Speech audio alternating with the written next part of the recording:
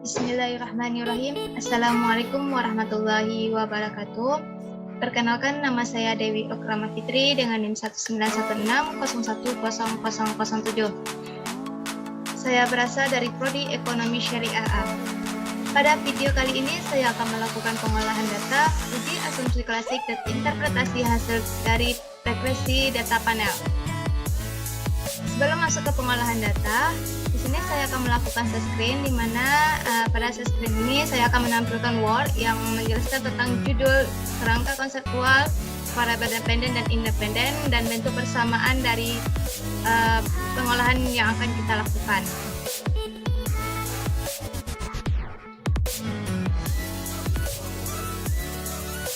Yang pertama, kita lihat dari judul dan kerangka konseptual. Untuk judulnya, yaitu seorang peneliti menguji pengaruh pertumbuhan ekonomi, nilai tukar, inflasi, investasi asing langsung, dan jumlah uang beredar terhadap neraca transaksi berjalan pada kelompok negara lower middle income di ASEAN yang terdiri dari Indonesia, Filipina, Vietnam, Laos, Myanmar, dan Kamboja. Untuk kerangka konseptualnya, di sini ada neraca transaksi berjalan sebagai Y1, dan sedangkan untuk mencari persamaan Y1, maka kita harus membutuhkan teori. Yang pertama, teorinya tentang pertumbuhan ekonomi X1, yang kedua nilai tukar X2, yang ketiga inflasi, yang keempat investasi asing langsung, yang kelima jumlah uang beredar. Setelah itu, kita bisa menentukan variabel independen dan dependennya. Variabel independen atau bebas yaitu terdiri dari pertumbuhan ekonomi, nilai tukar, inflasi, investasi asing langsung, jumlah uang beredar. Sedangkan variabel dependennya yaitu neraca transaksi berjalan. Adapun bentuk persamaan ekonometrik regresi panel pada penelitian ini yaitu Y1IT sama dengan beta 0 ditambah beta 1 X1IT ditambah beta 2 log X2IT ditambah beta 3 X3IT ditambah beta 4 X4IT ditambah beta 5 X5IT ditambah error X. Ini diberi kata log karena variabel X2 itu tidak dalam bentuk persen sehingga diberikan tanda log. Setelah dari konsep ini, maka bisa kita melakukan pengolahan datanya.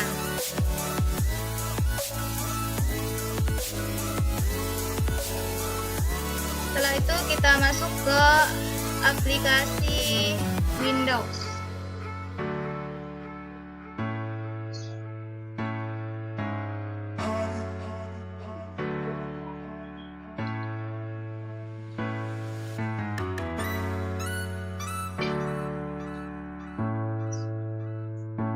Maaf, maksudnya kita masuk ke aplikasi FU 9. Di sini yang akan langkah pertama yang akan kita lakukan yaitu dengan cara menekan tanda create a new view world, di mana pada regresi panel ini berbeda dengan regresi sebelumnya. Pada regresi panel kita memilih balance panel. Untuk tahun awal yaitu 2003, tahun akhir 2020, dan untuk number of cross sectionnya kita tulis angka 6. Kenapa angka 6? Karena di sini akan kita lakukan pengolahan data pada 6 negara di ASEAN. Setelah itu langkah selanjutnya kita tekan klik untuk mencari Raman efek model. Empathy group. Lalu kita ambil data Excel. Setelah itu kita kopikan data Excel tersebut.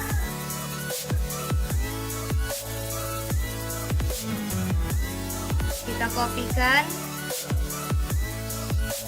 sampai negara Kamboja. Oke, kita keluarkan datanya. Lalu kita masukkan ke tabel empathy group tadi. Kita pastikan. Ini adalah data yang akan kita olah. Ada Y1, X1, X2, X3, X4, dan X5.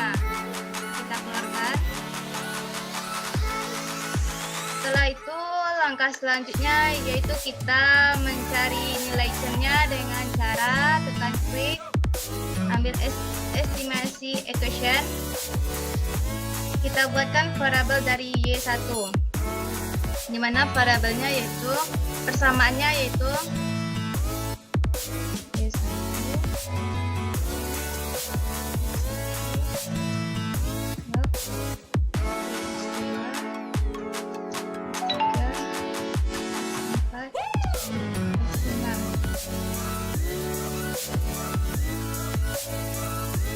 Setelah ini kita tekan OK.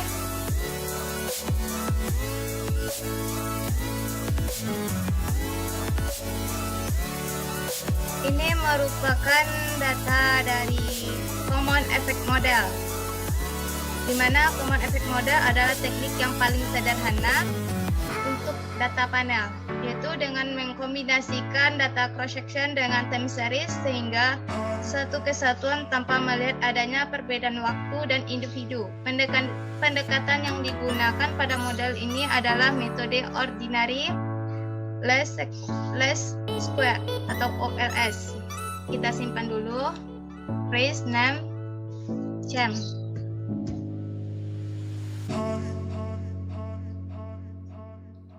Setelah kita mendapatkan data Chem, maka langkah selanjutnya kita akan melakukan pengolahan data untuk mendapatkan data FEM atau Fixed Effect Model dengan cara klik Estimate, panel option, kita ambil Fix, tekan OK. Ini merupakan data fix atau Fixed Effect Model. Kita simpan dulu. FEM. Oke. Setelah kita mendapatkan data fix, maka kita akan melakukan uji Chow.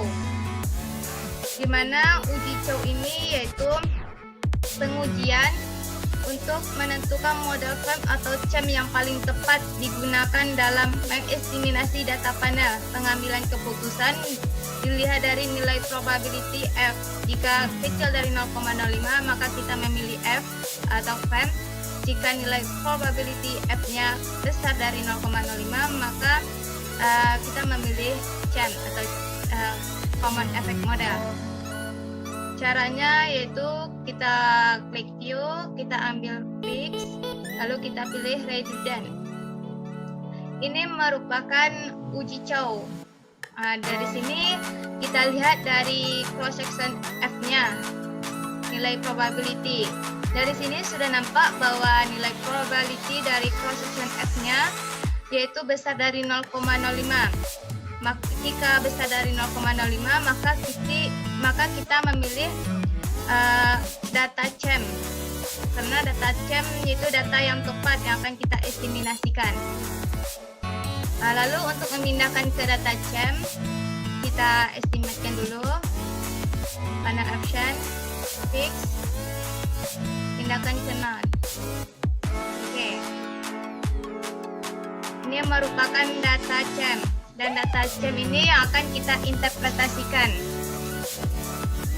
Adapun interpretasi dari data CHEM ini sendiri yaitu dilihat dari variabelnya, nilai koefisien, nilai probability, nilai R-square, nilai prof F statistik.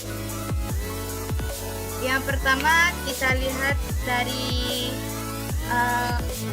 nilai variabel dan koefisien itu sendiri.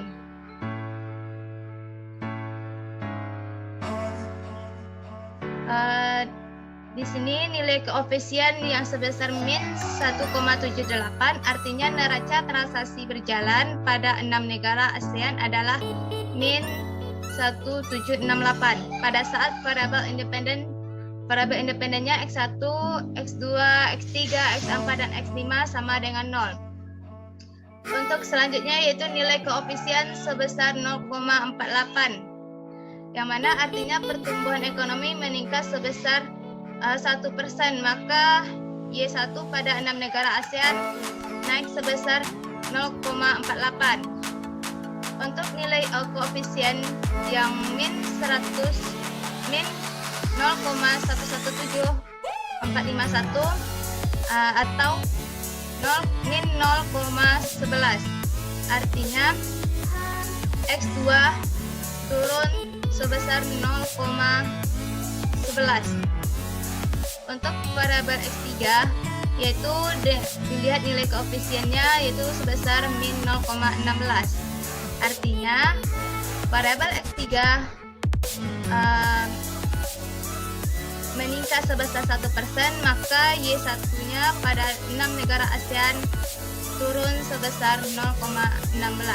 Untuk variabel X4 yaitu dengan nilai koefisiennya min 1,27. Artinya X4 meningkat sebesar 1%, maka Y1-nya pada 6 negara ASEAN turun sebesar min 1,27. Untuk variabel X5-nya yaitu sebesar 0,06. Artinya X5 meningkat sebesar 1%, maka Y1 pada 6 negara ASEAN naik sebesar 0,06. Selanjutnya kita lakukan nilai koefisien R-squared-nya, di mana nilai R-squared yang kita dapatkan yaitu sebesar 0,556731. Artinya variabel independen dapat menjelaskan perubahan pada variabel dependen pada 6 negara ASEAN sebesar 55,6731% dan sisanya 44,3269% dijelaskan oleh variabel lain di luar model yang digunakan. Untuk hasil uji simultannya kita melihat dari nilai prob F statistik yaitu sebesar nilainya 0,000000. Dengan tingkat kepercayaannya 95% atau nilai A sama dengan 5% atau 0,05, sehingga nilai ini kecil dari 0,05, yang artinya bahwa variabel independen berpengaruh signifikan terhadap variabel dependen pada 6 negara ASEAN. Selanjutnya kita melakukan hasil uji parsial atau uji T, di mana uji T di sini dapat kita lihat dari nilai probability-nya. Kita lihat dulu dari variabel X1. Ini variabel X1 dengan nilai probability-nya sebesar 0,0031. Yang mana nilai ini kecil dari 0,05, artinya bahwa X1 mempunyai pengaruh yang signifikan terhadap Y1. Yang kedua, variabel log X2 dengan nilainya yaitu 0,3547. Angka ini besar dari 0,05, artinya X2 tidak signifikan terhadap persamaan Y1. Untuk X3 dengan nilai probability-nya yaitu 0,0842. Angka ini besar dari 0,05, artinya X3 tidak signifikan terhadap Y1. Variabel X4 dengan nilai probability yaitu 0,0000, di mana angka ini kecil dari 0,05, artinya X4 signifikan terhadap Y1. Selanjutnya yaitu angka probability dari variabel X5 dengan nilainya yaitu 0,0000, yang mana angka ini kecil dari 0,05, artinya X5 signifikan terhadap Y1. Setelah kita melakukan interpretasi hasilnya, maka kita bisa melakukan uji heteroskedastisitas dan uji multikoliniaritas. Pertama, untuk melakukan uji heteroskedastisitas ini, maka kita jangan menutup jendela dari uji CHAM. Langsung saja kita blok dataris ini. Setelah itu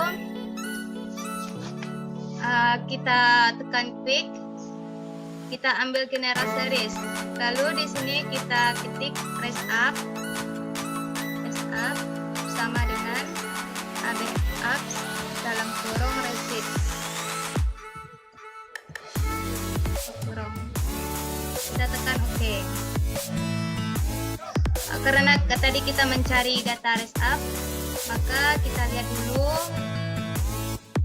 Ternyata data raise up sudah dilakukan atau diolah oleh sistem, maka kita silangkan. Setelah itu kita blok raise up, kita ambil quick, lalu setelah diambil quick ditekan estimate equation. Pada di sini kita tekan yang awalnya bersama Y1 ini, awalnya bersama Y1 tadi yaitu Y1, maka sekarang Y1 kita ganti dengan rest up. Up. C, blok C, X1, blok X2, X3, X4, X5. Setelah kita ketik ini, maka kita pastikan bahwa panel optionnya di sini yaitu data champ. Oke, kita tekan yes. Dari sini sudah ada nampak jendela rest up-nya atau uji heteroskedastisitasnya.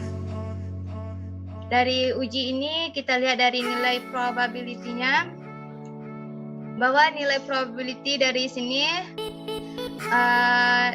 bisa dikatakan ada yang besar dari 0,05, sehingga dapat disimpulkan bahwa jika maksudnya kecil dari 0,05, sehingga dapat disimpulkan besar dari 0,05, sehingga peneliti bisa menyimpulkan bahwa uji heteroskedastisitas yang akan kita lakukan ini yaitu terbebas dari masalah heteroskedastisitas. Jadi di sini besar dari 0,5 kita lihat dari nilai probability dari C, variabel X1, variabel X2, variabel X3, variabel X4, dan variabel X5. Di mana kebanyakan dari nilai probability ini yaitu besar dari 0,05, sehingga terbebas dari masalah heteroskedastisitas. Selanjutnya kita akan melakukan uji multikoliniaritas. Caranya yaitu dengan kita silangkan, yes, kita ambil quick. Selanjutnya kita ambil grup statistik, kita pilih korelasi. Kita masukkan di sini X1 semua variabel independen, yaitu X1, X2, X3, X4, X5. Kita tekan OK.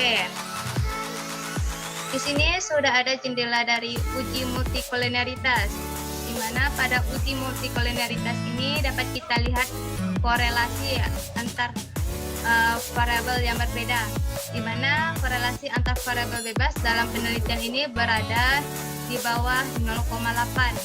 Di sini tidak ada angka yang melebihi 0,8, sehingga penelitian ini terbebas dari masalah multikoliniaritas.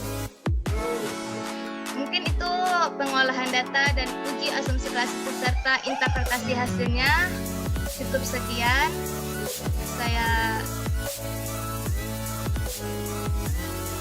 Cukup sekian dari hasil pengolahan data yang saya lakukan. Mohon maaf jika ada kesalahan. Saya akhiri dengan Assalamualaikum warahmatullahi wabarakatuh.